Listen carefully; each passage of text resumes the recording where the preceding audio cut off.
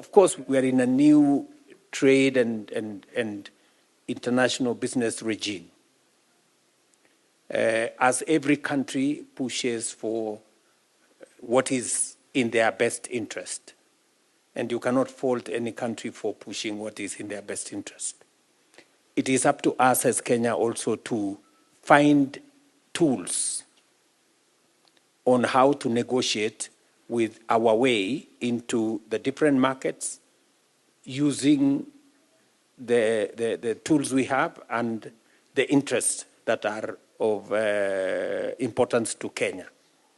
What we are doing with the EU market, what we are doing with CEPA, that we are negotiating with the UAE market, what we are doing with the China market, what we are doing with the US market, what we are doing with India.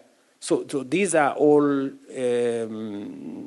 mechanisms for us to position ourselves strategically, both for our exports and for the interests that we have as a country. And we will continue. You know, we signed into the Economic Partnership Agreement with the EU last year.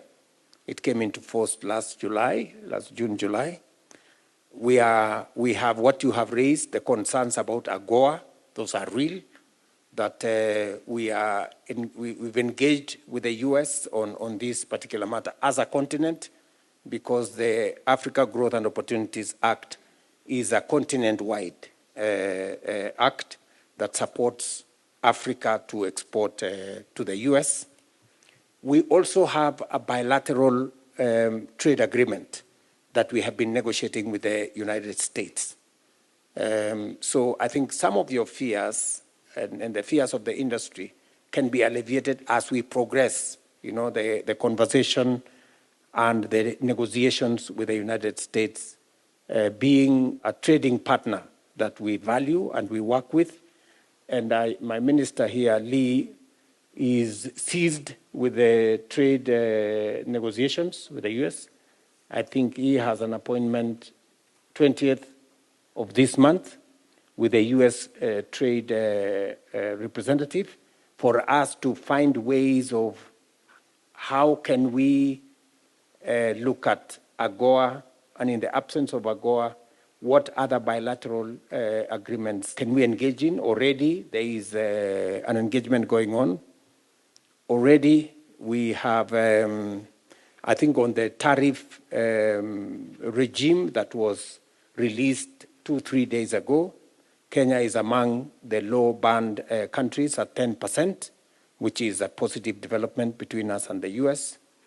And so forget about the headlines. The headlines serve other purposes for other reasons. But our engagement with the United States is a robust engagement that we have. And we will see how we can progress, either as a continent, using the AGOA infrastructure, or bilaterally with the United States using the bilateral trade agreement that is already in negotiation. And this is the broader, aspects that you are asking us to do, to look at different markets, whether it is the Chinese market, the American market, the Turkish market, the Indian market, the European market, and we are engaging them using different instruments. And so I agree with you entirely, Wambui, that we should find ways of promoting our own manufacturing.